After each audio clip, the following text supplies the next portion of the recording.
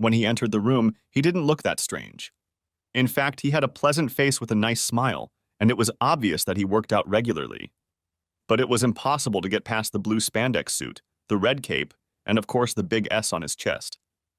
For at least the 10th time, I quietly cursed my editor for assigning me to write a psycho story.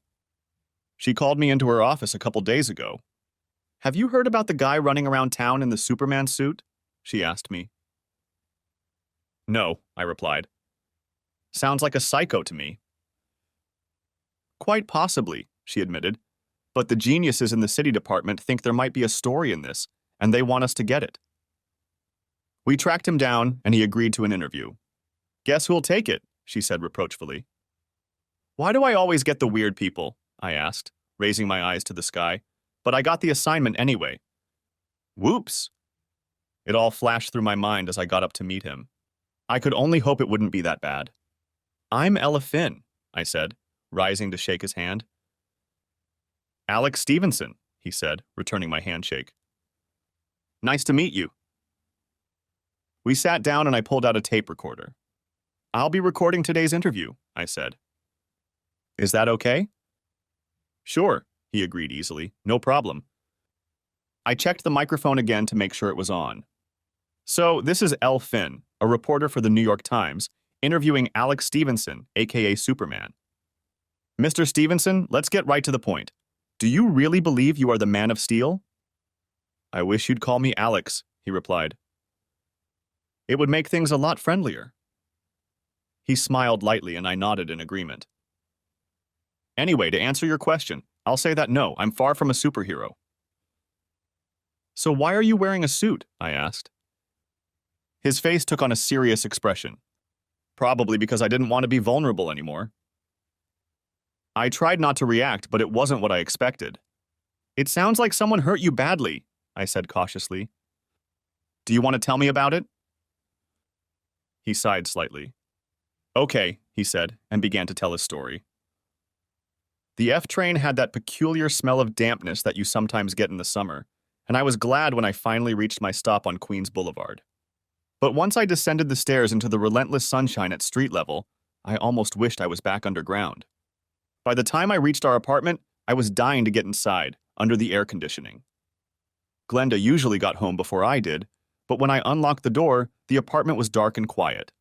After I cooled down and changed into shorts and a t-shirt, I went into the kitchen and started cooking dinner.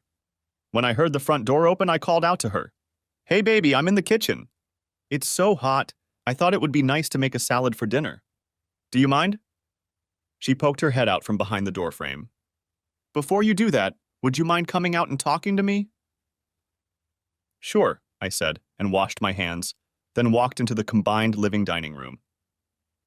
Glenda was sitting on the couch with her arms folded and her legs tucked up, as if she was freezing. Seeing the look on her face, I asked, "Everything okay, baby?" She raised her head but didn't look me in the eye as I lowered myself into the chair. "God," she said, "this is harder than I thought." Now I was concerned. "What's the matter, Glenda? What's wrong?" She took a deep breath, then exhaled sharply. "I don't know any other way to do this, Alex, so I'm going to be blunt. I want a divorce." "What?" I asked stupidly. "Is this a joke or something?" "No," she said quietly. "I'm not kidding. I'm going to file for divorce." I felt like I was in one of the bad novels I have to edit at work, except the characters usually have witty countermoves. I, on the other hand, had none. "But why? We have a good marriage. I don't want to get divorced. I love you." She shook her head impatiently, as if I were a child slowly learning lessons. "No, things haven't been this good for a long time. I could feel it, even if you didn't." She shifted on the couch and leaned forward as if trying to sell me something. "You didn't do anything, Alex. We just drifted apart. It's no one's fault. It just happens sometimes." I tried to protest, but she held up her hand. "Please don't," she said. "There's nothing you can say to make me change my mind." "I'll just pack my things and leave," she continued. I was still in a state of bewilderment. "You're leaving? Where are you going? Can't we talk about this?" She shook her head sadly. "I'm going to stay at a friend's house until we get things formalized here. Please, just accept it." Neither of us want to say anything that will make the situation any harder than it already is." With those words, she disappeared into our bedroom, and while I stood there in shock, she reappeared a surprisingly short time later, rolling her suitcase behind her. It was as if she'd already packed it and was waiting. "Please, Glenda, how about counseling? Can't we find someone?" She stepped around me and opened the door. "I'm sorry, Alex, I don't have anything to talk about. It has to be like this." With those words, she rolled her bag across the threshold and slammed the door behind her, leaving me standing in stunned silence. I slowly walked over to the couch and collapsed on it. In the novels I edit, the protagonist goes into a raging rage or goes to the nearest bar to get drunk or leaves to try to get laid. I didn't do any of those things. Instead, I sat in the encroaching darkness and tried to find answers to the questions swarming in my head. I just couldn't understand what had happened, much less why. My relationship with Glenda wasn't outstanding. We went to the same college and were part of a group that hung out with each other all 4 years we were there. Most of the time, neither of us dated each other. It was easier to do things as a group rather than as a couple. But in my senior year, Glenda started dating a guy who wasn't in our group, so we didn't see her as much as we used to. I think she was hoping he would propose, but he chose grad school in California, and they broke up at graduation. I was an English major and, like many others, wanted to go into publishing after graduation. So, like many others, I moved to New York City and started looking for a job. 500 resumes and 40 interviews later, I was working as a waiter and living with 5 friends in a 1-bedroom apartment in a bad neighborhood in Brooklyn. And then I got lucky. It turned out that my grandfather knew someone in the publishing business, and when he heard about my dreams, he approached me with a request.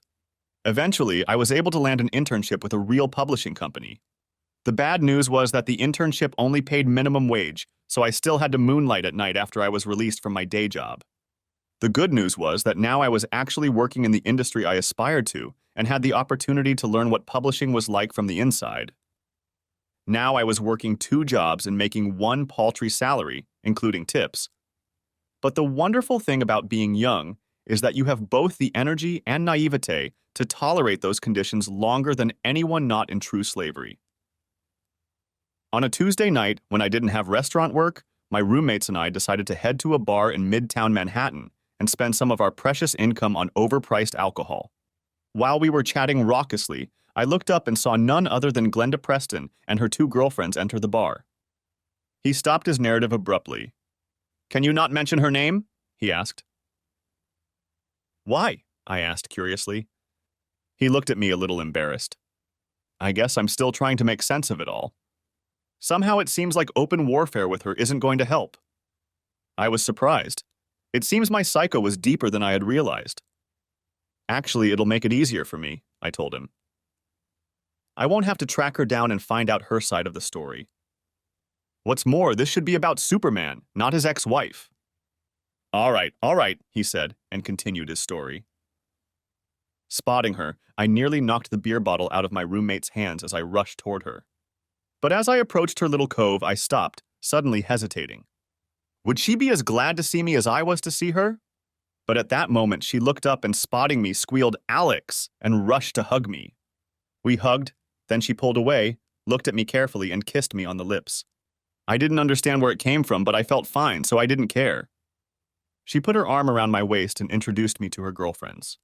I, in turn, dragged them to meet my roommates, thus earning countless brownie points, since neither of us were that comfortable trying to pick up a girl. Glenda and I had a great time that night. It was like being back in college. Much later than I'd planned, we finally broke up for the night, and after exchanging phone numbers, she gave me another kiss full of promise.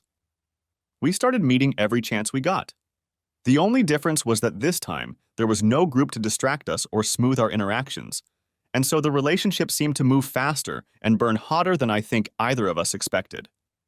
One of the realities of living in poverty is how hard it is to find time and space to be alone together. My apartment was a disaster.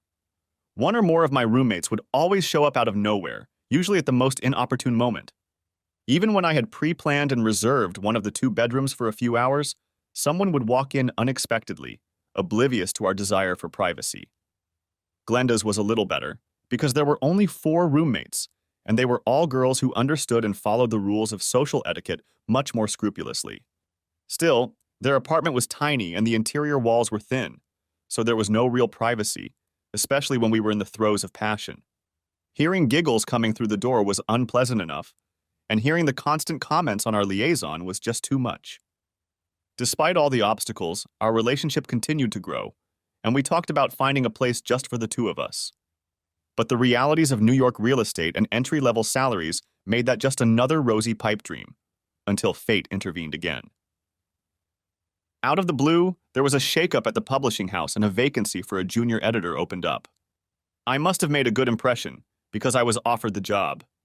The pay was about as much as I could make in a month as a waiter, but there were employee benefits, so I didn't hesitate to turn in my waiter's uniform and become a real book editor.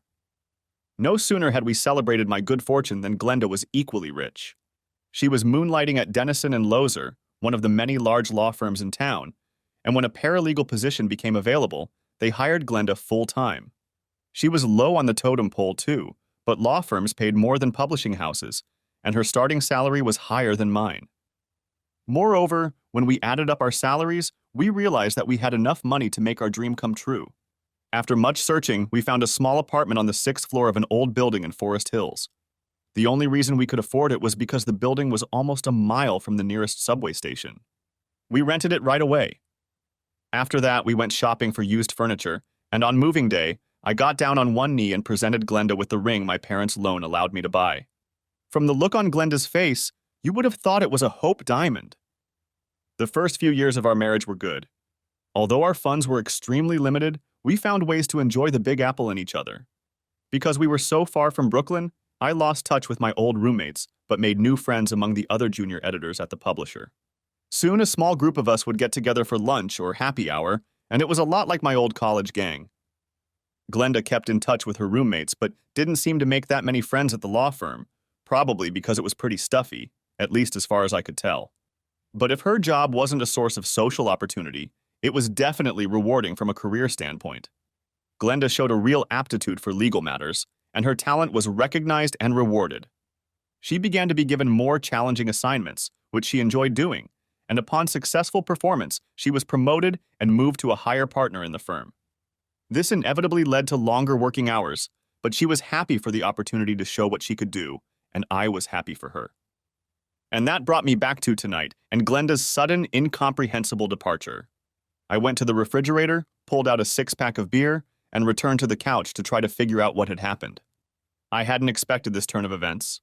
Sure, we no longer had that feeling of first love that I can't bear to tear myself away from you for a minute, but no one stays that way forever.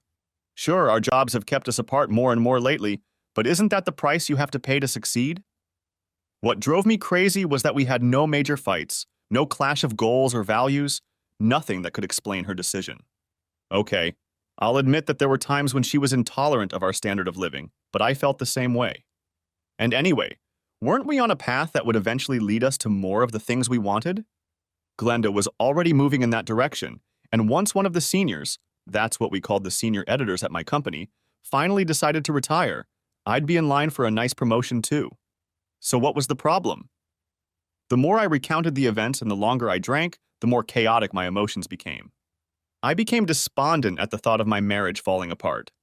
I loved Glenda, and it hurt like hell to find out that she no longer loved me. What was I supposed to tell my parents? They loved Glenda too and were looking forward to having grandchildren. The thought infuriated me. How could she be so impulsive and selfish?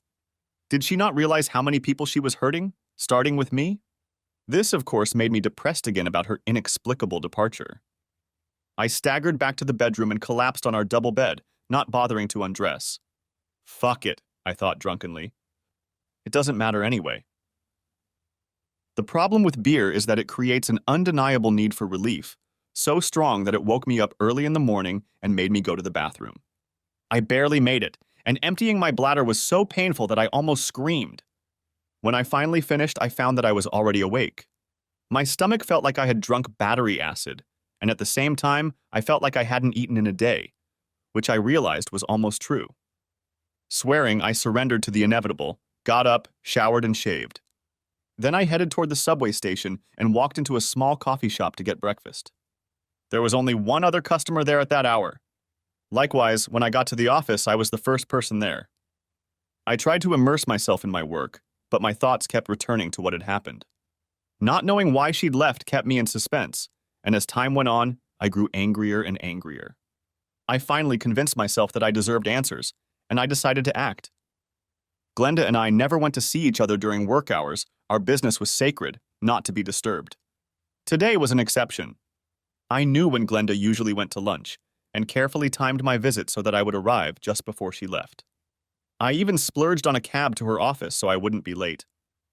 When I walked into the Dennison and Lauser law office, I didn't recognize the receptionist, but since I met very few people there, that didn't surprise me. "Hi," I said. "I'm Alex Stevenson, Glenda Preston's husband. I've come to ask her to lunch." The receptionist looked up at me with astonished eyes. "Okay, I'll just call her and let her know you're here." No, I said hastily. "It's a surprise. I'll just go back for her." She looked at me doubtfully, but I walked confidently past the counter to the front door, and she obediently let me pass through. As I walked through the aisles, I thought I noticed a few curious looks, but I ignored them and headed straight for Glenda's stall. She was chatting with another young woman, but when she saw me, she stopped abruptly and her face went pale. "What are you doing, Alex?" she demanded. "You can't be here. I'm working." "Well, I'm here," I said belligerently, "and I intend to stay here until you tell me why you left me last night." "Keep your voice down," she hissed at me, her face turning bright red. "I explained to you last night why I was leaving." I was getting more and more angry. "You didn't explain anything. You just told me a bunch of platitudes that don't mean anything." She looked around, and I realized that we had attracted a small crowd. Other people working in the area clustered around her in a semicircle, as if to help her fend off an attack. I was embarrassed, but I couldn't back down. Realizing that a confrontation could not be avoided, Glenda seemed to jump at the opportunity. "You want to know why I left you?" she said, making no attempt to lower her voice. "Well, I'll tell you, I'm leaving you because you're a nobody. You're a weak little man hanging on to your pathetic job, hoping that someday someone will die and you'll get a promotion. You're boring and uninteresting, you've gotten fat and sloppy. That's why I'm leaving you." I stood there in shock with my mouth open. I felt like I had been punched in the face. Who was that woman? "But," I objected weakly, "you didn't say anything before." "Well, I just did, loser," she snapped back. "And you want to know something else? You suck in bed and not in a good way." "Ooh, great," I heard someone exclaim in the crowd. I was stunned, and my pride was wounded. "Well, screw you," I said firmly. She only laughed. "Screw you? You work for a publishing company and screw you is the best you can do? That's just pathetic! Ouch! That's gotta hurt!" came another voice from behind, and the whole group burst into laughter. Humiliated, I glared at her, then turned and walked out, continuing to laugh. When I walked through the door into the reception area, the receptionist looked up in surprise. "Aren't you going to lunch with Glenda?" she asked. "No," I replied curtly. "Oh," she said and smiled broadly. "Well, have a good day." Luckily, the elevator door opened at that moment, and I rushed inside in time to escape. There was no hope of me getting any work done in time, not after all that, so I called the office and told them that some of the things I had eaten I didn't like. Then I got on the subway at Queens Station and headed home. After changing into jeans and a t-shirt, I went downstairs and went for a walk to Flushing Meadows and the Old World's Fair site. I found a place to sit near the Unisphere, and as I looked at the huge metal sculpture of the globe, I wondered what had just happened to me. I'd never heard Glenda complain about any of the things she'd accused me of in her office today. Sure, I was ambitious, but I was also smart enough to realize that opportunities don't come along very often in the publishing business. What's wrong with being patient? And that rant about my sexual activity, it was a low blow, literally. She never once complained. Besides, I was sure she often had orgasms when we had sex. But if she wasn't satisfied, I'd be happy to do more or try something different, if only she'd mention it. Nevertheless, I had to admit that her insult shook me to the core. I looked down at myself and noticed an incipient roll of fat around my waist. Damn! I had let myself get sloppy. When I was in college, I kept myself in pretty good shape, but the fat around my middle was something I couldn't deny. Beer and bar food, I thought with guilt. I immediately made a vow to myself. Join a gym, give up alcohol. After Glenda's scathing assessment of me today, I was under no illusions that I could win her back, and I didn't want to, for that matter. But I could damn sure show her that I could change if she'd only give me a chance. I pulled out my smartphone and found a gym near my office. It wasn't cheap, but I figured the fact that I could save money on beer would help me get by. I went back to work the next morning, bringing my gym bag with me, and for the next 2 weeks I went to work out every day after work. My muscles ached, but not as much as my ego and, I'll admit, my heart. Even if Glenda had turned into some kind of harpy, I couldn't fall out of love overnight with the woman who had recently been my wife. The other junior editors beckoned me to join them on their after-work walks, but I dodged them, making one excuse or another to get out of it. I didn't want to tell them I'd given up alcohol, I didn't want them to know I went to the gym every day now, and most of all, I didn't want to admit the reason why. But of course, I was a fool to think I could keep up this facade for long. Anyway, one afternoon I got a call from Candy at the front desk informing me that I had a visitor. As I walked outside, I saw a man I was sure I had never met before. Nevertheless, he smiled pleasantly at me and asked, "Alex Stevenson?" "Yes," said I curiously. He handed me an envelope. "Mr. Stevenson, you have been served." With those words, he bowed to Candy, turned and walked away. Candy had already outlived several husbands, so she knew exactly what had happened. Even if she didn't, the look on my face would have been obvious to her. "Oh, Alex, I'm so sorry," she said. "I didn't know you and Glenda were having problems." I nodded at her words and turned to walk back to my desk, not trusting my voice to say anything. Sure, I had expected something like this, but the finality of the divorce decree still made a strong impression on me. The envelope lay unopened on my desk as the clock struck 5 o'clock, and my 3 best friends from work stood in front of me. "Let's go, Alex," Marie said, grabbing my hand. "You're coming with us." I tried to protest, but the 3 of them wouldn't settle down, and I didn't have the strength to resist. When we got to the bar, they all looked at each other when I ordered a soda with lemon, but no one said anything. Finally, Jacob took the bull by the horns. "Okay, Alex, Candy told us about what happened today." "Come on, spill it. What happened between you and Glenda?" And I did. I wasn't going to wash my dirty laundry in front of my friends, but it had been festering inside me for so long that once I started, everything came out, even the details of my humiliating meeting with Glenda in her office. "That bitch!" Tommy exclaimed. "Must have slept with Connor. Ouch!" He turned to Marie with an accusing look. "What did you kick me for?" But I paid no attention to their bickering and grabbed onto what Tommy was saying. "Slept with Connor? Are you talking about Connor James from her law firm? What does he have to do with Glenda?" I demanded. "Well, after we saw him sucking on her face, it was pretty obvious. Ouch! Damn it, Marie, that really hurts! Don't you know when to keep your mouth shut?" Marie hissed at Tommy as he stood rubbing his shin. Then she turned to me with an apologetic look on her face. "I'm sorry, Alex. Back in March, the 3 of us went out to dinner, and then we walked into a bar and saw them together. From the way they were acting, it was pretty obvious what was going on." I made a few quick mental calculations. No, it couldn't be her. She took night classes back in March. "Oh yes," Jacob picked up on that. "She took night classes." Then he saw the angry look in Marie's eyes and took a quick step back to avoid getting under her foot. "Don't any of you ever think before you speak?" she asked in frustration. She turned to face me again. "Alex, that wasn't the only time. The 2 of them weren't exactly outspoken. Now I was not only angry but humiliated. You knew and you didn't tell me? What kind of friends are you?" Marie took my hand. "Come on, Alex, it's not that simple. We didn't know what was really going on, and neither of us wanted to spread rumors.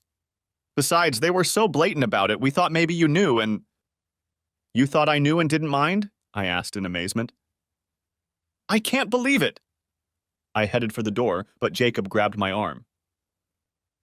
"Look, kid, the truth is, if any of us told you about this, you'd deny everything and start hating us. You know it's true. Everybody shoots the messenger. Deep down, I knew he was right, but that didn't make me feel any better.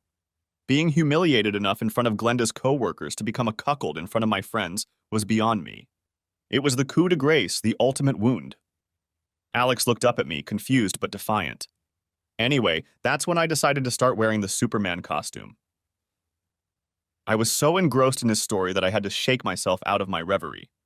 I'd been dumped before and it was painful, but Alex's experience must have been much more painful and humiliating.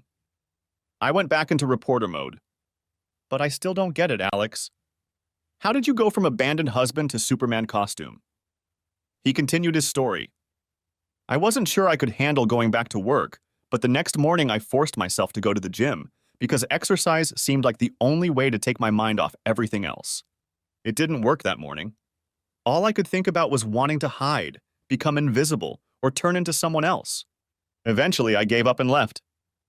On my way to the office, I passed a bookstore. There were books and posters about superheroes in the window.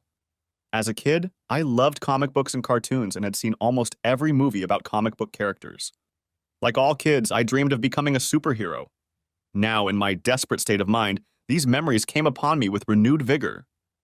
Then I remembered the previous Halloween when I went to a costume party wearing a Batman costume. It was just a cheap mask and costume, but I felt good wearing it and enjoyed the party immensely. But now the superhero I envied was Superman because he couldn't be harmed. After all the pain and humiliation I had endured, the idea of being invulnerable seemed extremely desirable. I guess a lot of things came together in me at the same time. My life was miserable and I wanted to be someone else. I felt weak and helpless and I wanted to be strong. Moreover, I felt vulnerable and didn't want to be hurt. I know I probably sound crazy. And to be honest, I really knew that wearing the Superman costume wouldn't make bullets bounce off me. I just wanted to feel like that for a little while, even if it wasn't real. I just felt so awful that I felt like I had to try something, even the craziest thing, to make myself feel better. Anyway, at that moment it felt like the right thing to do, and I did it. When he stopped talking, I decided I needed to change gears. Okay, so how did you get your suit? He brightened. There's a small tailoring shop between my apartment and the subway station. It's run by a wonderful old seamstress named Golda Mermelstein. So on my way home, I stopped by and told her what I needed. She listened silently while I described what I needed, then took out a tape measure and started taking measurements, as if what I was asking for was a regular thing. Come back in a week, she said in a thick Yiddish accent. That's how I got my suit, he concluded. She did an amazing job.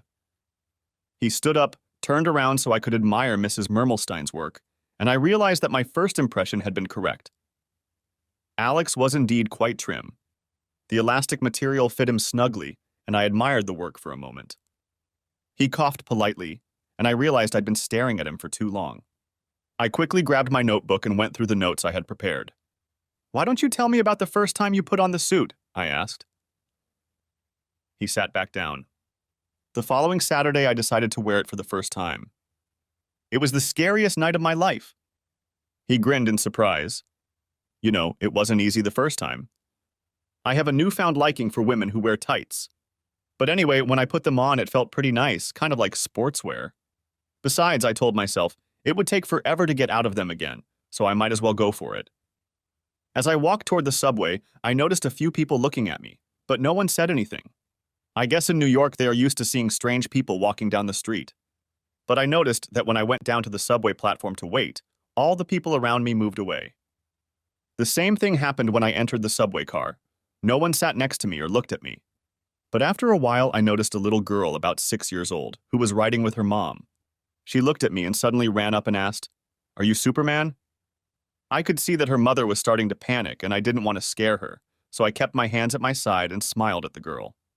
"No," I told her. "I just like to dress up as Superman sometimes." Then, before her mother could pull her away from me, I asked, "Do you like to play dress-up?" The girl looked at me triumphantly. "Oh yes, but I like to dress up like a princess." With those words, she raised her arms above her head and twirled like a ballerina. I smiled again and started asking her about being a princess.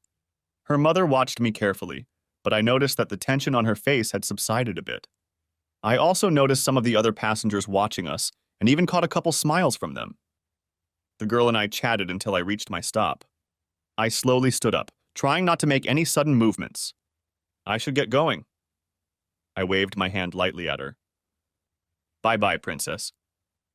She waved back at me. "Bye-bye, Superman."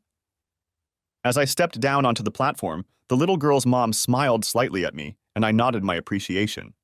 I felt very good. But there was an even bigger challenge ahead of me. I decided to see what it was like to be in a crowd of people, so I planned to go to a popular night spot and hang out there. When I got to the door, I saw it was full of people, and I hesitated. Then I thought, Superman wouldn't be afraid to go in there. He'd walk in there like he owned the place. So I pushed the door open and walked in.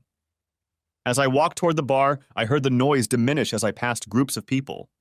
As soon as I passed them, a sort of hum filled the silence, and I realized that people were wondering what they would think of me. But the bartender was calm when he noticed me, and calmly asked for my order as if it happened every night. My request for a soda and lime didn't evoke even a shadow of surprise. As I stood there sipping my drink, the guy standing next to me rubbed me on the shoulder. "So are you doing a movie or something?" he asked. "No," I told him. "I just wanted to do it to try something different." "Okay, cool," he said and started to turn away. I was relieved. I'm usually pretty introverted, but I figured if I'd gotten this far, I might as well push a little further. "So you're a fan of the Superman movies?" I asked, and soon we were chatting about comic book hero movies. Other people around us began to join in, and we had a great time discussing the relative merits of various action heroes. Finally, the woman next to me pulled out her cell phone to take a picture of me, and when I saw the time, I was surprised. I was having such a good time that I didn't notice it was getting late. I paid off the bartender, leaving him a good tip, and headed for the exit. As I was getting to the door, someone in the crowd called out, "Good night, Superman," and a few people joined in. I turned, waved, and swung my cape to the laughter and cheers of the crowd. Nothing else happened on the subway to Queens, but when I walked into my apartment, I felt so good that I stayed up late to take off my Superman costume because the whole experience was so positive. Later, when I got into bed, I realized that for the first time I had spent an entire evening without thinking about Glenda. After that, I started wearing the suit almost every weekend, and in the evenings too. Most people liked it when they saw me in it, and I found that I didn't feel so vulnerable anymore. And it was a great conversation piece. Alex smiled at me, and I couldn't help but smile back. I guess I was happy for him, but I suspected that while his life in the superhero costume had started out well, it might have a dark side. It remained to be seen. "Okay," I said. "I think that's enough interviews for today. I'll want to ask you some questions again later, but we need to go to the park to take some pictures." My editor arranged for one of our staff photographers to take some shots of Alex in his suit in Central Park. For one thing, there were some nice backdrops there that would make for good photos. In addition, Alex had told us that he often went there, and we were hoping that we could get some shots of him interacting with people. The two of us got into a cab, and the cab driver couldn't take his eyes off Alex's suit. To my surprise, Alex started to engage in conversation with him, and soon the two of them were discussing the merits of capes. "My father wore a cape in the old country," the driver said, and Alex remarked that they were surprisingly comfortable. I tried not to roll my eyes, but I have to admit I found it a little endearing when Alex shook the cabbie's hand and wished him well. The older man responded just as warmly, and I realized that I had just witnessed Alex making a new friend. Very interesting. I was going to offer to pose Alex on one of the park's arched bridges, but the photographer wanted him to stand on a granite ledge that really looked dramatic. At the right angle, you could even see the Dakota twin protrusions rising above the tree line in the distance. Alex was clearly enjoying himself, moving and posing as directed by the photographer, but not looking unnatural or awkward. He really feels at home in that suit, I thought, and slightly envied his nonchalance. Suddenly, a child's voice called out, "Hey, Superman!" And I saw Alex genuinely excited. In an instant, he jumped off the boulder and went over to greet a group of half a dozen or so teenage boys, calling some of them by name. Soon they were sitting on the grass in a ring around Alex, listening to him tell a story about Superman that I was sure he'd made up himself.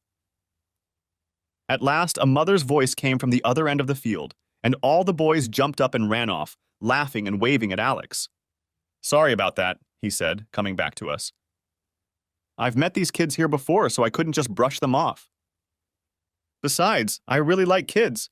I'd like to have a couple myself." Then his face lost its smile for a moment, and I realized he was thinking about his failed marriage. I couldn't help it. My heart clenched. But soon he brushed that mood away, and his smile returned. I turned to speak to the photographer. "Did you get everything you needed?" I asked. Oh yes, she said enthusiastically. The poses on the rocks were great. And I got lots of good shots while he was telling stories to the kids. Then she looked at me strangely and whispered, "Is this guy real?" I shook my head. I wish I knew. I walked up to him again. You were great with the kids, and it seemed to go well at the bar that night you told me about. But don't people ever laugh at you or make fun of you? I asked. Oh, sure, he said casually. Often. But I just wave and smile at them and they don't bother me. He looked at me shrewdly. I have a way of dealing with things like that. When something unpleasant happens, I ask myself, what would Superman do? For example, if someone started making fun of Superman, it wouldn't bother him one bit. He knows who he is and what he can do, and their remarks bounce off him like bullets. I had my doubts. What if people don't want to talk to someone wearing a suit? Don't you think you sometimes push people away? I guess so, he said thoughtfully. But if they don't want to deal with me, that's fine. I'm not trying to impose myself on others. I'm just trying to live like everyone else. Just doing it differently. He saw that I was skeptical and suddenly perked up. Hey, I have an idea. Are you doing anything tomorrow night? When I admitted that I had no plans, he got excited. Instead of another job interview, why don't you come with me? We'll go somewhere and you can see for yourself what it's like. When I hesitated, he leaned across the table to me impatiently. Come on, it'll be fun. What have you got to lose? It was starting to turn into something more than I expected, but I knew what my editor would want me to do, and besides, his enthusiasm was infectious. Okay, I'll do it, I told him, and he looked genuinely pleased. Back at my apartment that evening, I told Terry, my roommate, about my strange interview. She, too, thought he sounded like another psycho. When I told her I accepted his invitation to go out with him the next night, she only rolled her eyes. Come on, Ella, she said. Can't you find a normal guy to go out with? I laughed, but her words hurt me a little. I'd had a few bad encounters, and Terry knew I was intimidating. Of course, Terry considered herself more my guardian angel than my roommate, but I appreciated her concern for me. Unsurprisingly, I was a little worried the next night when the cab dropped me off at the bar where I was supposed to meet Alex. I had no idea what to expect, and the fact that Alex was nowhere to be seen didn't improve my mood. But suddenly I heard my name being called, and I turned around to see Alex in his Superman costume speeding down the sidewalk toward me. It'll be fun, he said with a confident smile, and taking my hand like it was the most natural thing in the world, he led me inside. As soon as we passed through the door, I heard the tone of the background noise change. People were pointing at each other and talking, and I started to feel very uncomfortable. But Alex immediately ducked into the crowd and led me behind him to the bar. The bartender noticed Alex and called out loudly, "Superman is in the house." Immediately, the room filled with cheers and applause, and the level of excitement seemed to rise. After checking with me, Alex ordered me a glass of white wine, and I saw with interest that he had actually gotten a soda for himself. As soon as the drinks arrived, he took my hand and dragged me toward a large gathering of people on one side of the hall. As we walked, people kept reaching out to shake his hand or greet him. I was getting more than my share of curious stares, and I began to realize that being with Alex meant being around a small celebrity. Alex joined the conversation like a child jumping into a pool on a hot day. He would instantly engage in a discussion with almost anyone within earshot, and I marveled at the ease with which he participated. As I watched what was happening, several things caught my eye. First, although he actively engaged in the conversation, he was careful not to dominate it. Instead, he kept asking for other people's opinions, and when he seemed to disagree with them, he would simply turn to someone else and ask for their opinion. Secondly, he was consistently friendly, smiling at people and giving them positive feedback, making them feel good about themselves. Finally, even though I was only there as a passive observer, he made an effort to involve me in the process, and I couldn't help but appreciate his sensitivity. He was easy to communicate with. Another thing I soon learned was that Alex never stood still for long periods of time. He kept circulating through the crowd, talking to new people as they came into his sphere of communication, and then moving on in a completely natural way. I was surprised to find myself enjoying the evening. I expected to be a fly on the wall, observing and making mental notes for my article. Instead, I found myself talking to people much more than usual and enjoying it. I also found myself drinking a few more glasses of white wine, which probably contributed to even more conversation. At one point at the end of the evening, a rather attractive blonde woman squeezed her way through the crowd. She approached Alex and, pointing at me, asked demandingly, "Is this your date?" Alex turned to me with a smile on his face and asked, "I don't know, Ella. Are you my date?" I blushed and quickly replied, "No, I'm just a friend." "Good," the blonde said, and then began brazenly caressing the front of Alex's swim trunks. "So why don't you and I go back to my place and find out if you really are a man of steel?" she asked insistently. Alex blushed even harder than I did and quickly removed her hand. "Sorry, but I'm all business today." Her face reflected disappointment, but she wasn't ready to give up. "We could do that too, you know." When Alex shook his head with a smile, she said, "That's your defeat, superhero," and walked off in her stilettos with a disgruntled expression on her face. Alex leaned over to speak quietly in my ear. "Looks like the locals are getting restless," he said with a wry smirk. "Maybe we should call it a night." I froze from this little interlude and realized with surprise that approaching the aggressive woman made me jealous, so I was glad when Alex took my hand and started to lead me to the door. And then what I was so afraid of happened. A huge man, clearly drunk, stepped out of the crowd directly into our path. He stared at Alex and grinned as if Alex had insulted him. "So you're the wimp who thinks he's a superhero," he growled, and the crowd around us fell silent.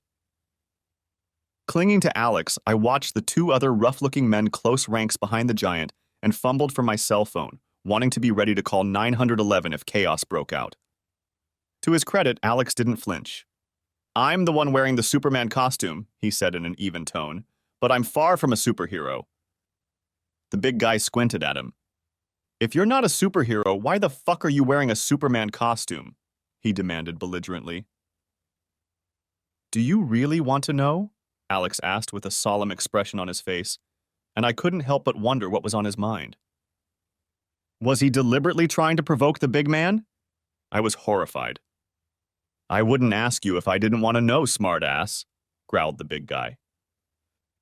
Alex leaned over to him and said quietly, "My wife cheated on me with another man. She ran away and broke my heart and humiliated me. I put on a suit to protect myself because I don't want to be hurt like that again." The big guy looked at Alex for a long time, and then he did something I never would have thought he would do. He wrapped his arms around Alex and hugged him.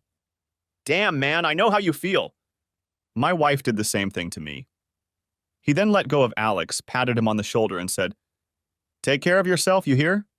With those words, he stepped aside, opening a path for us to the door. Behind us, someone shouted, "Good night, Superman!" And as others picked up on that cry, we left the building. On the sidewalk, I started to shake. "Oh my God, Alex, I thought he was going to kill you," I said in a shaky voice. Alex looked at me triumphantly. "I thought so too," he said. Then his smile returned, and he said, "Let's go get something to eat." I let him lead me to the late-night diner, and after we ordered, I started babbling. "What made you say that to that guy?" I wanted to know. "How did you know he would react like that?" Alex shook his head. "I had no idea what he was going to do. I just figured that Superman wouldn't try to wriggle out of the situation, but would tell the truth and see what came of it." "Yeah," I said, "but Superman couldn't get hurt. This guy could have blown your head off." Alex smiled sadly. "You're probably right, but I was already in pain, and I thought, who cares what happens again?" I took a bite out of my sandwich to give myself time to think. I was beginning to realize how seriously injured this man was, and how much he was relying on the nominal protection of his suit. I decided to change the subject. "I was impressed with how easily you were able to get all those people talking. You should run for political office." "No," he answered immediately. "I'm not interested. I'm just learning to enjoy talking to people." I shook my head. "How many of those people at the bar do you know?" I asked curiously. He smiled. "None of them. The only one I recognized was the bartender." I found that hard to believe.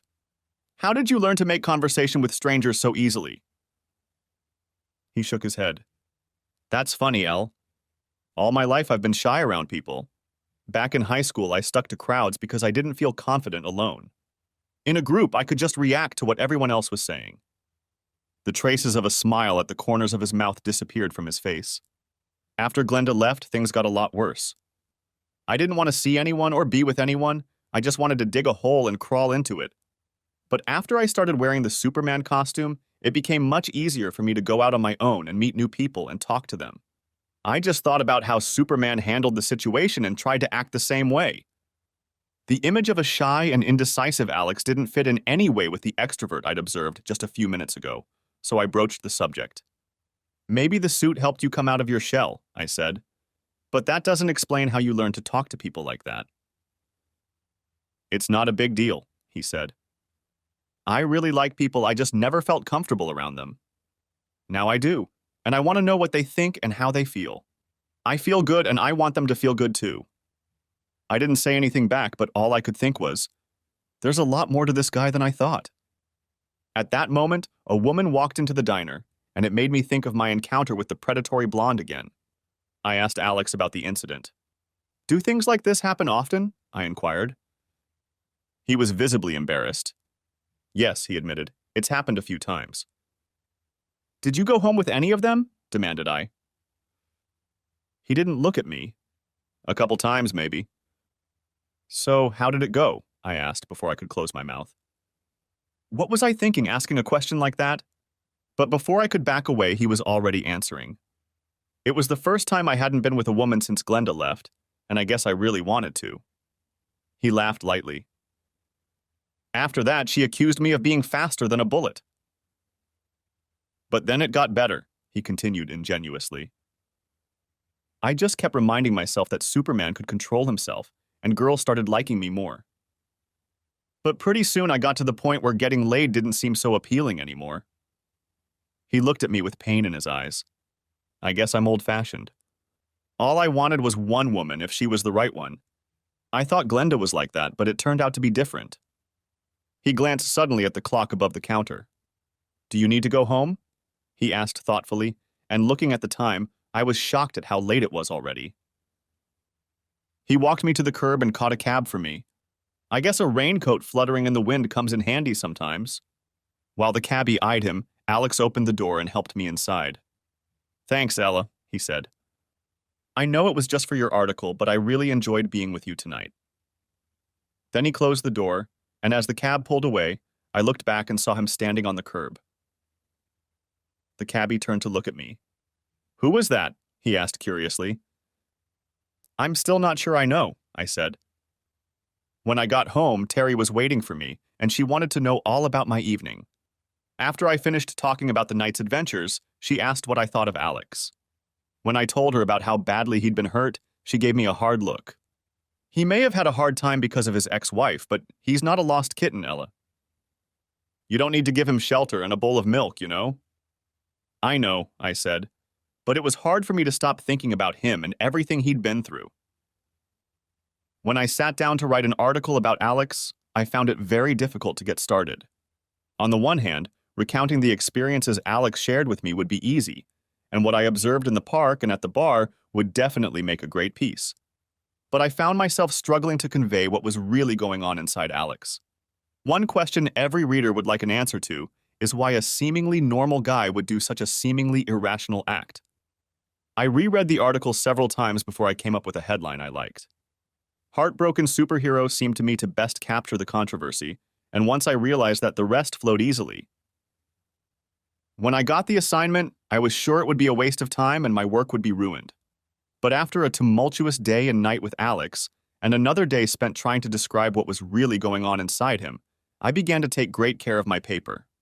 I didn't want it to end up in the Spike, and I was terrified when I finally turned it into the editor. An hour later, she called me. Do you have more? She asked gruffly. What do you mean? Asked I irritably. It's already the right length. I carefully edited the article down to the standard length for the city section. I consider myself a serious writer, and I realized that if I didn't edit my work, someone else would start editing it and ruin what I had done. It's not suitable for Sunday Magazine, she said, and I sighed. An article in Sunday Magazine can be much longer. What's more, the articles that appear there tend to get a lot of attention, and unlike the daily articles, they stay on the Times website all week long. I was shocked. Pleasantly shocked, of course, but still. I went back to the computer and started pulling up all the material I had cut out. With the luxury of all those lovely extra column inches, I quickly began to revise what I had, turning it from a news item into a feature story. I kept the basic idea, but now, freed from the inverted pyramid style, allowed the story to flow much more organically.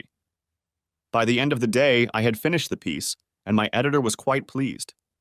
"It's really good, Ella," she told me, "and you managed to submit it in time for the Sunday edition." I felt like I'd hit a grand slam. In the evening, I did something I shouldn't have done.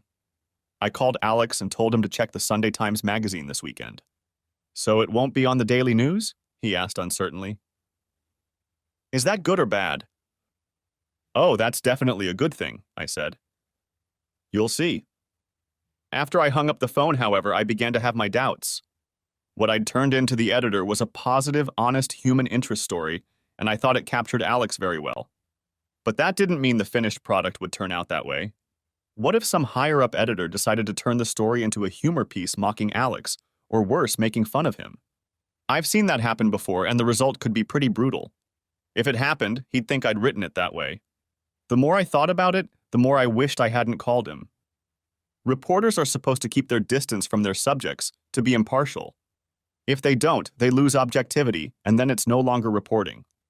But damn it, I found that I couldn't help but like Alex, and if my article turned into a rant, I'd feel terrible. Besides, I admitted to myself, I'd probably never see the guy again. While that was still unlikely, it would be nice to think it was possible.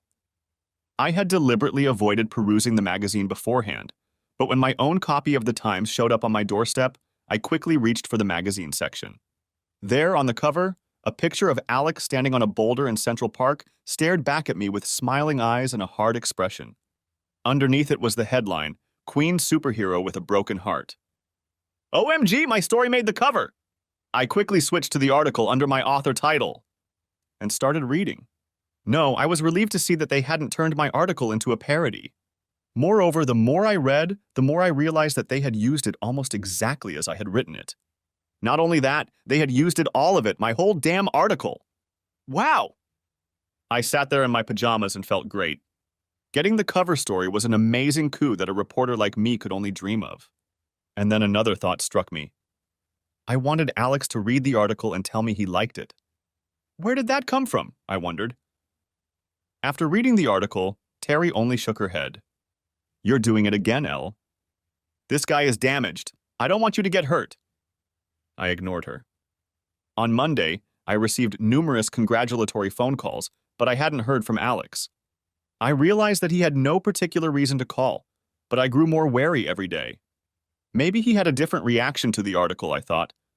Or maybe he took offense at my attempts to give a balanced view of him. Or maybe, I thought sadly, he just wasn't interested in talking to me again.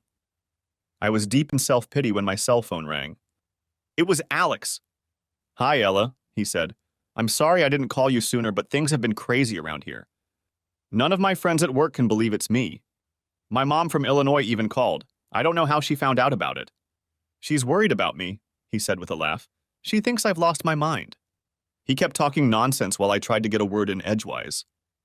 Finally, he paused to catch his breath, and I took advantage of the moment.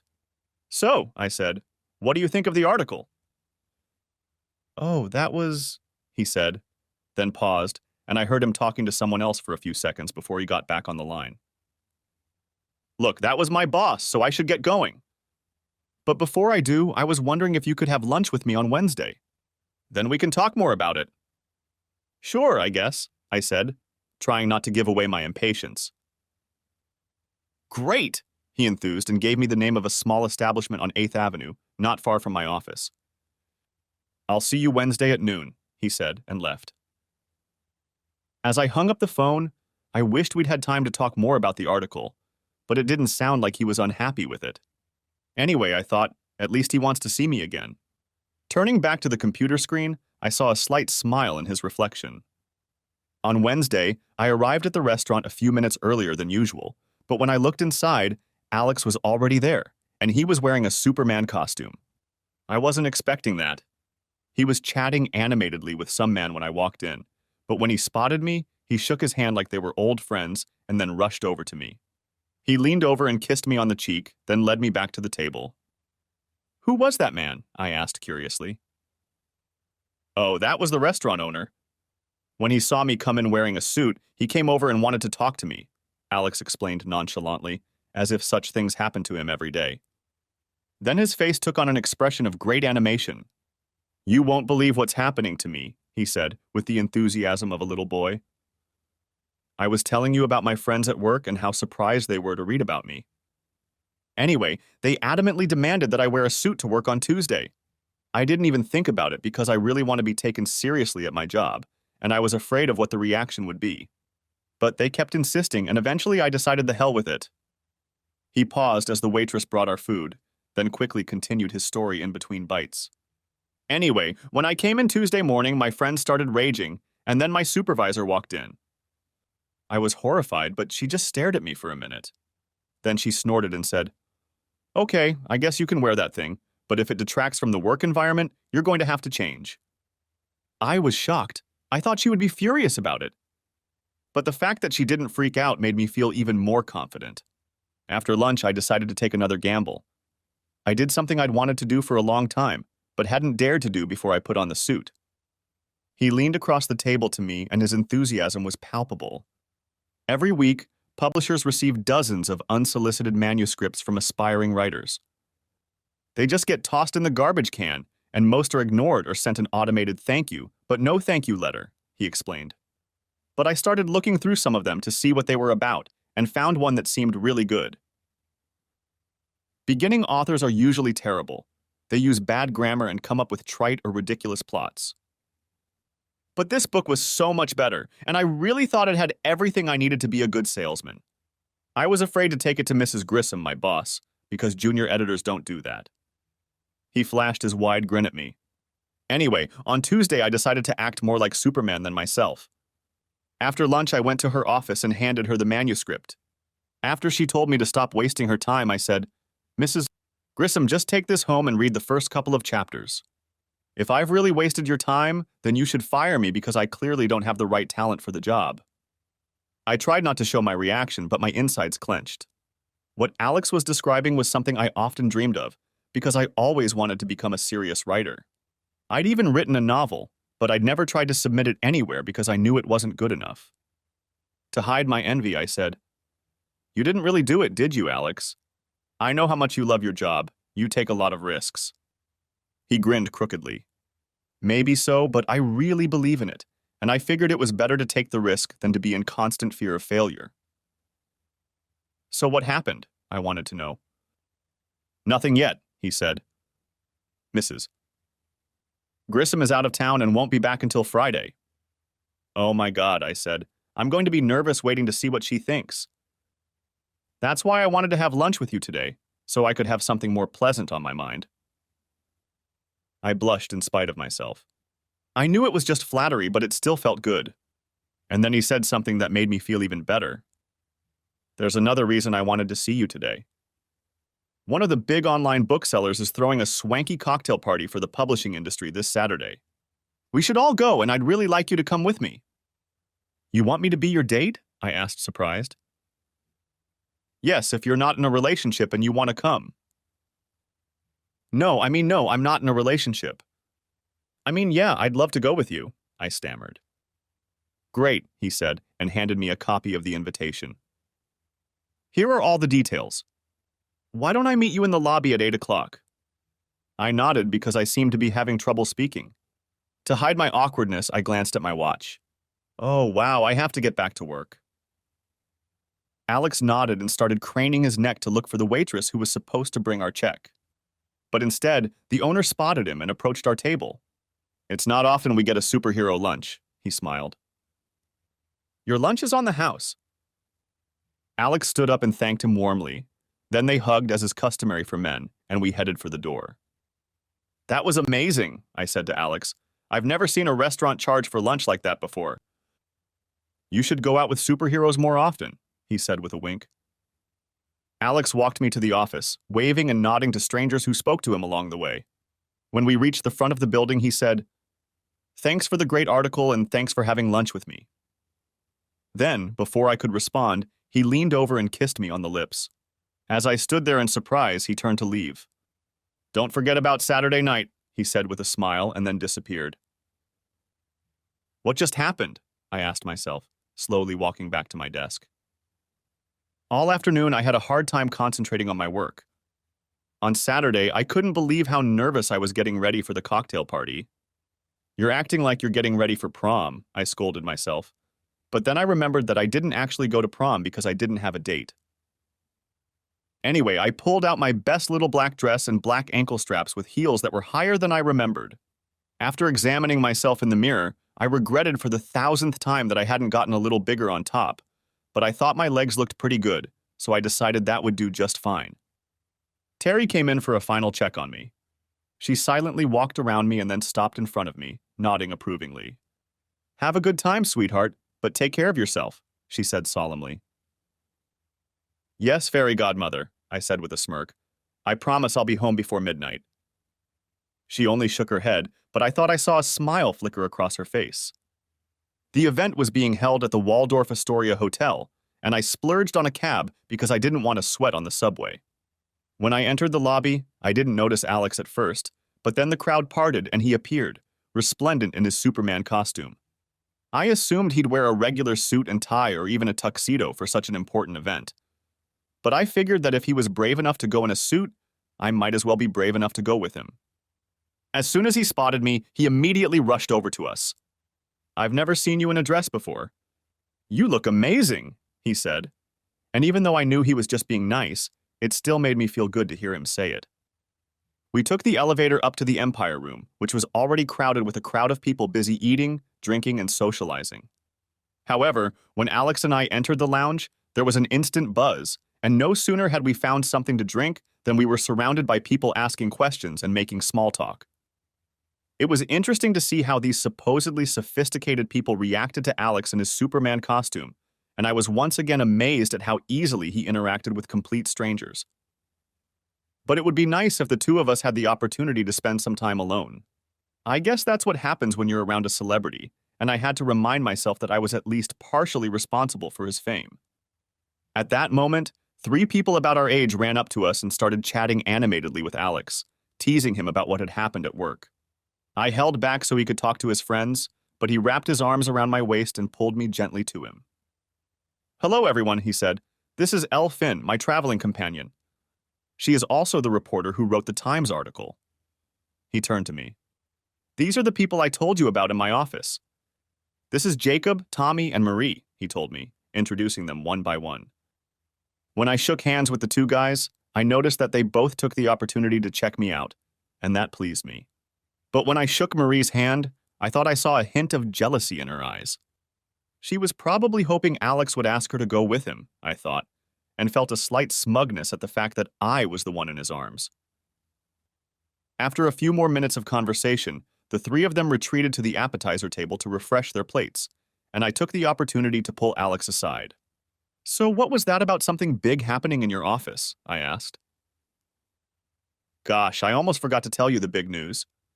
Mrs. Grissom called me into her office today, and I was sure she was going to give me the axe. But instead, she said she liked the manuscript I gave her. She thinks it has great potential. That's great, Alex, said I excitedly. I can't believe it. Your gamble paid off. And that's not all, he continued. She told me she really admired my initiative and willingness to take risks. She said that was exactly the kind of senior editor they needed. So instead of being fired, I got a promotion and a big raise. Oh, Alex, congratulations, I exclaimed and hugged him. He responded to my hug, and it felt really good, until I suddenly felt him tense up. What's that? I asked. That's Glenda, my ex, he said in a low voice. She's coming this way. And that's Connor James with her. He's the guy she cheated with. Why are they here? I asked. I should have known she'd be here, but I didn't even think about it, he said. Her firm does a lot of legal work with the publishing business. I turned and saw a pretty blonde in an evening dress, accompanied by a man in a tuxedo. Her frowning face gave the impression that she had eaten something sour. She didn't wait for us to approach and spoke in an angry voice. I can't believe you showed up to an event like this in that stupid Halloween costume, Alex. You're making a complete fool of yourself. Alex folded his arms across his chest, and I noticed the tension in his posture. Why are you so upset, Glenda? Why do you care what I choose to wear? You look ridiculous in that padded suit, and I'm embarrassed to have you here like this amongst all these important people. Sorry to embarrass you, but I'm going to wear what I want whether you like it or not, Alex said, then added. And for your information, the suit has no lining. Reflexively, Glenda reached out and touched his bicep, then jerked it away in embarrassment when she realized what she'd done. Clearly trying to change the subject, she glanced at me. You have not introduced me to your little companion for this evening, she said wryly. I beg your pardon, he said in a sarcastic tone. Glenda Preston, let me introduce you to Elle Finn. This is the New York Times reporter who wrote the Sunday magazine article about me. She looked at me with a chuckle. How appropriate, she said. An associate editor at a publishing house and a reporter at a newspaper. Two losers from two dying industries. Then, before either of us could react, she grabbed her companion's arm and said loudly, Come on, Connor, let's get out of here. Alex started to stalk after her, but I grabbed his arm. Please don't make a scene, Alex, I begged. Who cares what she thinks? For a second, I thought he was going to pull away from me and go after her, but then his muscles relaxed. Okay, Elle, I'll leave it at that. She just has a way of getting to me. I've barely seen or talked to her since she left, and I thought she couldn't upset me anymore. And here in less than 2 minutes, she's insulting me and you, and there's nothing I can do about it. I didn't want to ask, but I couldn't resist voicing my concerns. Do you still have feelings for her, Alex? I asked. He was flabbergasted. Oh God, no. It's not that at all. I guess what makes me so upset is that she's the one who messed up, she's the one who lied and left me, and I'm the one who feels bad. And then all of a sudden she shows up tonight and acts like it's all my fault. And there's nothing I can do about it. It was clear that he was still hurt by what had happened, but I was relieved that he wasn't fixated on Glenda. I tried to divert his attention by talking about his work and my own. We stayed and chatted, I drank champagne, he drank sparkling water, and the two of us ate so many appetizers it would have been enough for an entire meal. We even went out on the floor and did a little dance, and we were both starting to feel better. Finally, Alex leaned over to me and said, I'm ready to go if you are. When I nodded, he walked me down the stairs and we got into a waiting cab. I can afford that more often now, he said with a slight smile. As we drove to my apartment, I thought about what had happened tonight. I liked Alex a lot and I admired him in many ways. At the same time, I realized that he was deeply hurt by what Glenda had done. He had told me this before, but tonight I had experienced firsthand that she still had the upper hand over him. What a bitch, I thought angrily and regretted that I couldn't do anything to help. I was beginning to feel very protective of this contradictory man who was both strong and weak. Perhaps because of this, or maybe just because a little of the courage from his Superman suit had transferred to me as well. When we reached my house, I asked him if he wanted to come upstairs for a bit. He looked at me triumphantly and replied, Yes, I really do. Unlocking the door to my darkened apartment, I whispered, My neighbor is probably asleep by now, so we'll have to be quiet. But when I reached for the light switch, his big hand covered mine to stop me. Then he lifted me up in his arms like I weighed nothing. Which one is your bedroom? He asked, and all I could do was point to it. Truth be told, that was exactly what I'd hoped for when I'd invited him in, but I hadn't expected him to read my mind so well and take charge so completely. But now I was glad he had. When I woke up in the morning, I reached for him, but his bed was empty. I felt annoyed at the thought of him sneaking out, but before I could start feeling sorry for myself, he reappeared in the doorway, and I realized he must have needed to go to the bathroom. I was relieved and happy when he crawled back under the sheet beside me and fell asleep again. We had a great night. After a while, I got up and took a quick shower before making coffee and starting breakfast. I heard the shower running again and figured he was awake too. Sure enough, he soon emerged, smiling gratefully at me when he smelled the food. I had just had time to set the table for him when my neighbor's door opened and she appeared in her robe and slippers. Alex, I said, this is my neighbor, Terry Feldman. Terry, this is Alex Stevenson.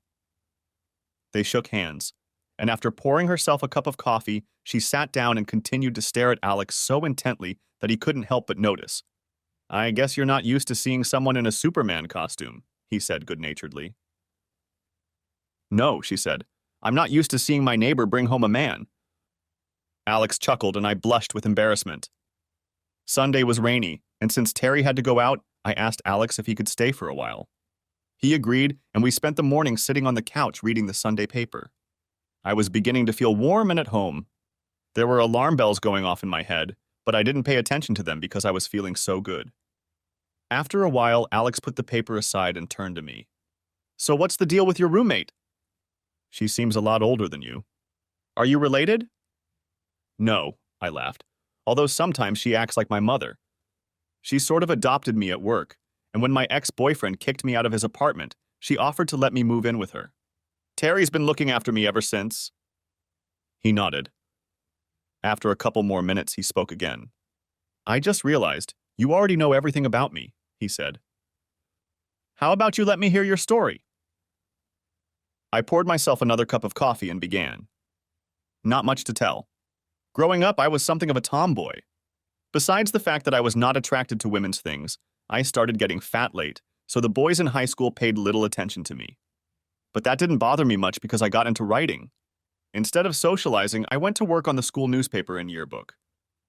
By the time I got to college, I had a figure and some male students started hitting on me. But I was pretty shy due to my lack of experience, and most guys weren't patient enough to wait for me to get comfortable with them. Once again, I started spending most of my free time writing. In addition to the college paper, I tried to write the great American novel, unsuccessfully, it must be said. Although I didn't date much, I did have one pretty intense romance, but the guy broke my heart my senior year when he dumped me for someone else. When I graduated from college, I managed to get a job at my hometown newspaper. While I was working there, I did some reporting that earned me a good reputation. When I applied for a job at the Times, they apparently liked what I did because I got the job. When my then boyfriend dumped me, Terry took me under her wing, and that's pretty much my whole story. Alex and I spent all day at my apartment and ended up making love again. It was no worse than the first time. Eventually, he said he had to go home to get ready for work on Monday. As he left, he kissed me and said, "I'll call you." I hoped he meant it, but that's what my last beau said, and I never heard from him again. I really hoped Alex was sincere, especially since in many ways this was the best weekend of my life. I wasn't ready for it to be over. Terry got home a little later and gave me a careful look. "Well, I'll tell you what, he's definitely getting attention." When I didn't say anything, she gave me a hard look. "You really have it bad, don't you?" "I've never seen you treat a guy like that." "He's really special," I admitted, "but I still have a lot of doubts. It's so strange. I'm happier than ever, but at the same time I'm scared to death." She only shook her head. "If he hurts you, I'll make a contract with him." I knew she was joking, but I really appreciated her concern. She walked down the hall, but then turned around. "Oh, and next time don't forget to use an air freshener. It stinks in here." I turned crimson. Monday night when I got home, no sooner had I closed the door than the phone rang. It was Alex, and he was so excited I could barely understand him. "Elle, you won't believe what happened tonight. The CBS people called. I'm going to be on the Letterman show tomorrow night."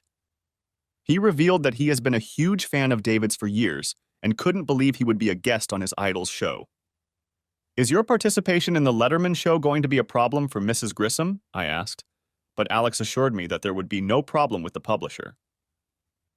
"It's great publicity for them," he enthused. I promised him I would watch, as if I could do anything else. But after I hung up the phone, I was overcome with mixed feelings. On the one hand, I was so happy about Alex's unexpected good fortune, and so glad that he had decided to call me to share the news. On the other hand, a nagging voice was asking if I liked the real Alex or just the man in the suit. Now that I thought about it, I realized that I had never seen him without a suit, except when we went to bed together. Then I suddenly began to wonder if the suit was a crutch he needed to get through life. I tried to brush off my doubts, but they wouldn't go away so easily. It's so like me to worry about good news.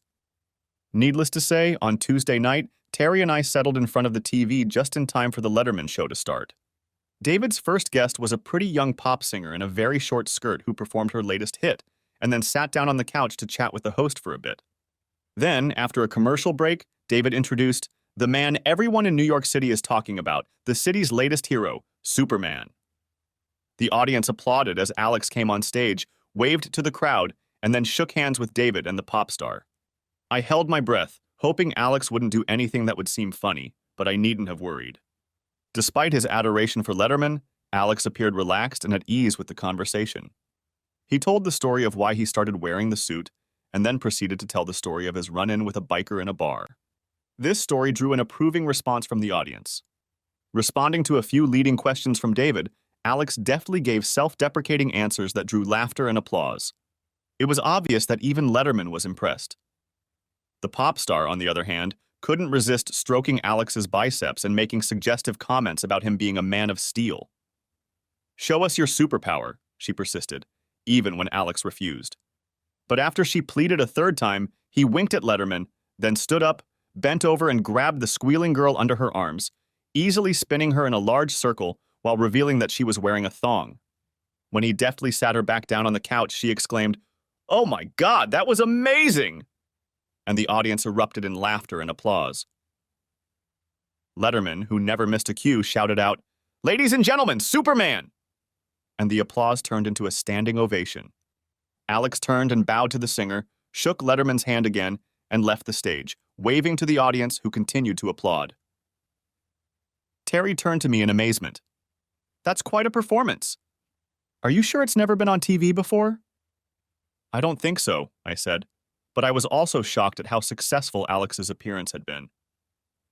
I was beginning to be convinced that the costume really was magic. The next day at work, I checked some of the night critics' blogs and saw that Alex's performance had generated a ton of approving comments. I tried to call him to congratulate him, but the line was busy every time, so I left him a voicemail. He didn't call back until the afternoon. "I'm sorry I didn't call you back sooner, Ella," he said, "but my phone has been ringing off the hook all day. And listen, I got a call from the William Morris Agency. They want to represent me. They think I have show business potential." "Really?" "That's incredible, Alex," I said. "What did you tell them?" "Well, I told them I wanted to think about it. It would mean I'd have to quit my job here. But the guy said he thought they could get me on a lot of shows and appearances, and that could bring in a lot of money. He even hinted that they could make a deal with Hollywood to make a movie." The whining voice I'd heard before was now screaming at me, but I tried to keep my fears out of my voice. "Oh, Alex, I'm so happy for you. Everything seems to be working out just fine." "I know," he said, "but I don't want to rush into it and make a decision I'll regret later." He grinned crookedly. "I already did that once with Glenda." I offered to help him in any way I could, but then he got a phone call and had to disconnect. "I'll talk to you tomorrow," he promised. When I got home that evening, I felt strangely depressed. I had rejoiced at Alex's success, but all I could see was him wearing that Superman suit for years to come. What kind of future could he and I have if he went on a talk show or worse, Hollywood? I felt like he cared about me, but I could see that I was becoming nothing more than a footnote in his story. The hopeful side of me kept begging me not to get ahead of myself, but the pessimist in me was saying that trouble was already here and looming on my doorstep. Writing is one way to relax, but that night I couldn't find the energy to do even that. Terry poked her head through the door and demanded to know what was bothering me, so I tearfully told her my fears. "As far as I'm concerned," Terry said, "the real problem is this Glenda woman. She's his kryptonite. He can't stop wearing the suit because she's still capable of doing him harm. Do you want me to put a contract on her?" I laughed and escorted her out of my room. 2 days later, I was working on a routine task in my office when a coworker walked up to me and caught my eye. "Hey, Elle, aren't you the one dating Superman?" When I blushed and admitted that we had met, he pointed to my computer and said, "Look in Gawker today. There's an article that mentions him."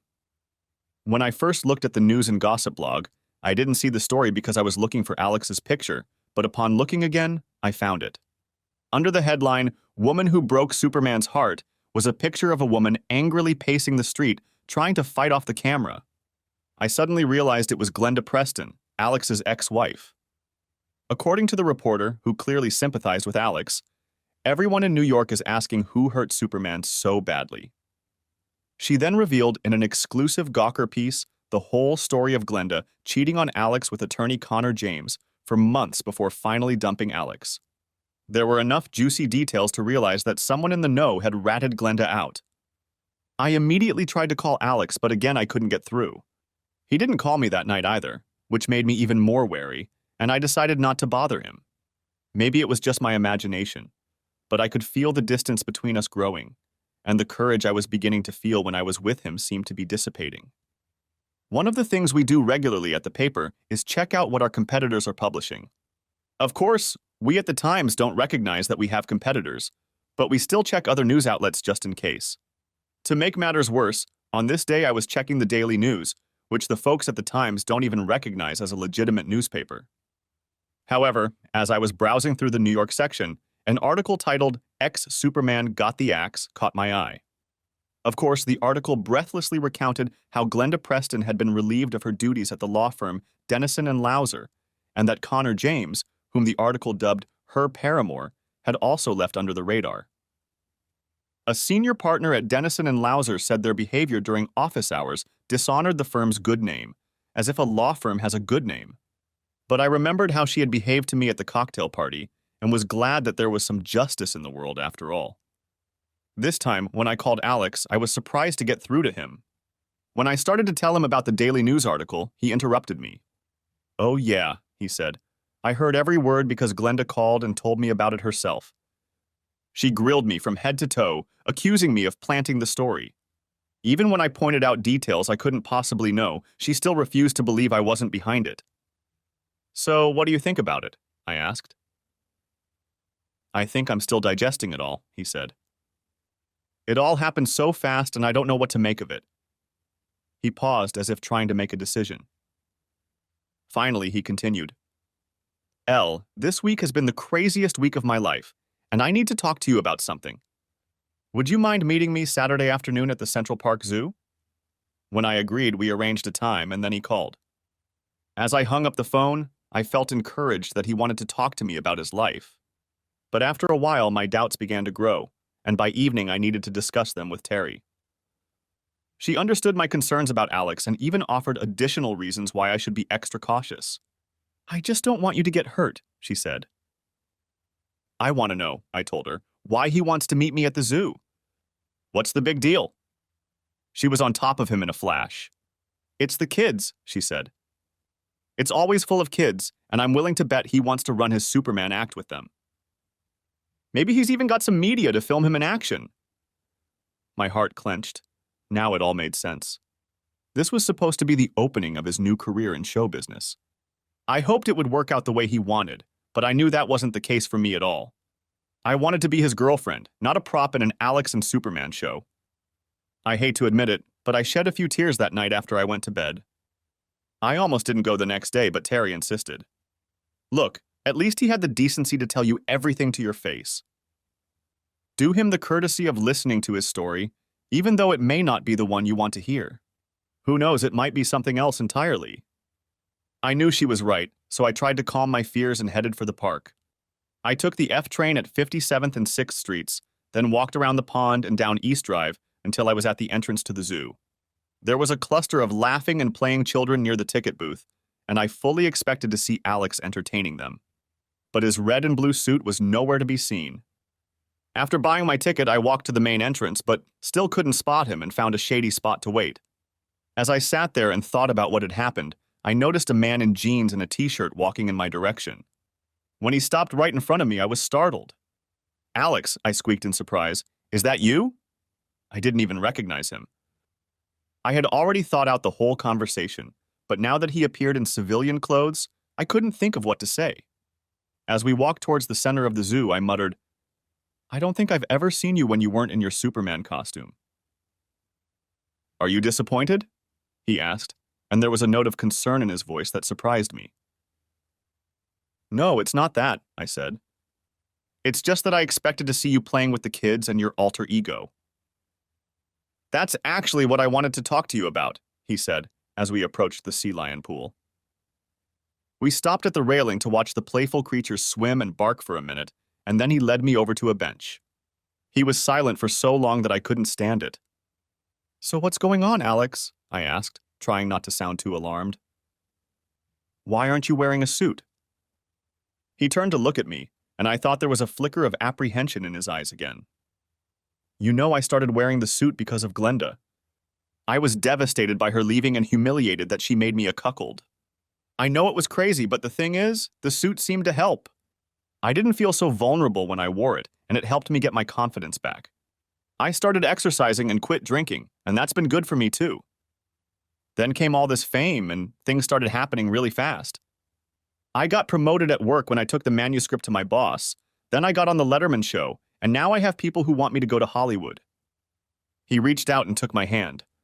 But the best thing that's happened to me out of all of this is meeting you, he said quietly. My breath caught, and my hopes started to rise, but he shattered them with his next words. But now I have a problem, and I'm afraid I'm going to disappoint you. I don't understand, Alex. The thing is, I started wearing this costume to protect myself from humiliation. But now that everyone knows the real story, it was she who was humiliated. She can no longer hurt me, and now she has to suffer the consequences of her actions. As a result, I no longer feel the need to wear the suit. I was encouraged by his words, but couldn't ignore the implications. But Alex, if you stop wearing the suit, it means you'll miss out on the opportunities the agent talked about. You could be giving up real fame and fortune. Maybe, he said, but it's not who I am, not who I want to be. And that scares me. He looked intently into my eyes. Would you be disappointed if I gave it all up? Would you still be interested in me if I wasn't Superman anymore? Oh, Alex! I screamed and threw myself into his arms, kissing him wildly and crying at the same time. When I finally calmed down, he held me at arm's length and bestowed his gorgeous smile. I guess that means you're okay with it. Behind us, the seals started barking and clapping, and we both had to laugh. As we walked toward the subway, I tried to tell him how happy I was about his decision, and how impressed I was with all the changes that had happened to him since Glenda had left him. Wearing the suit was a little weird, I admitted, but it was what you needed to get to the level you're at now, and I'm okay with that. When we got to my apartment, Terry was already waiting with her hands on her hips and a stern expression on her face. But when she saw the two of us together, she relaxed and smiled. Looks like it went okay, she said, and walked over to me for a hug. Then she turned to Alex. You better treat her right, Superman, or I'll be looking for you. But she said it with a satisfied smile, and Alex leaned over and hugged her and promised that she would. Okay, Terry said. I have to go meet some friends, and you two look like you could use some privacy. Reaching the door, she turned around to look at me. Don't forget, she said. The air freshener is in the closet. With those words, she walked out, leaving me blushing. Alex came over and put his arm around my shoulders. She really cares about you, doesn't she? He said. Like I said, she's more like my guardian angel than my roommate, I told him. She can be a little annoying sometimes, but it's nice to know she's got my back. When the two young men left for Elle's bedroom, Terry walked down the sun-drenched sidewalk until she came to a small sidewalk cafe. When she noticed her two friends waiting at a table, she waved and asked the waiter to bring her a drink. Well, said one of the women, don't keep us in suspense. Did it work out as you hoped? Yes, exulted Terry, waving her fists triumphantly. I finally got Alex out of his Superman costume, and it's just the two of them.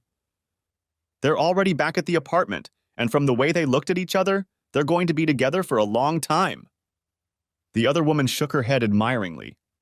I have to hand it to you, Terry. You have a flair. Terry lowered her eyes with obvious false modesty. That's all right, she said. Of course, I wasn't sure about the boy for a while. When I first saw him in that costume, I thought he was crazy, a mesh eugener. But Ella was clearly fascinated by him, and as I learned more about him, I realized that he was a good man who had been badly hurt by the bitch he married. Even though they divorced, it became clear to me that she was still a bad influence on him. I decided that if I wanted to bring Elle and him together, I had to do something to break that curse. The other friend leaned forward. So how did you do it? Well, Terry continued, I had a little help. My sister works at the same law firm as that bitch, and she gave me information about what was going on over there. All I had to do was call a blogger I know at Gawker and tell her the best part. When the story broke, That was all it took to expose the ex-wife and give her what she deserved. Once that happened, Alex was freed from her curse, just as I had envisioned. "Perfect!" her friend exclaimed. "You think that's a good thing?" Terry smugly continued. "Wait until you hear what else I've done for Ella." "Well," said the second woman, "come on." "What have you done?" Terry reached into her bulky purse and pulled out a stack of papers. "What is it?" the first woman asked. "It's a book contract for Elle," declared Terry triumphantly. She never believed she was good enough, but I knew better. So I took a copy of her manuscript, pretended to be her agent, and sent it to a publishing house. Of course, they offered her a contract. She winked at the other ladies. "Maybe this will turn out to be my wedding present for her." The second woman shook her head admiringly and raised her glass. "I nominate Terry Feldman for Yente of the Year." All three women laughed and drained their glasses. Terry looked at her friends and smiled. "I don't know about that, but I know one thing," she said. "If you want to accomplish something, you don't need a costume or superpowers to do it. All you need is a little chutzpah." That's it! Thanks for watching. I hope you enjoyed it. So subscribe to my channel and watch the next video.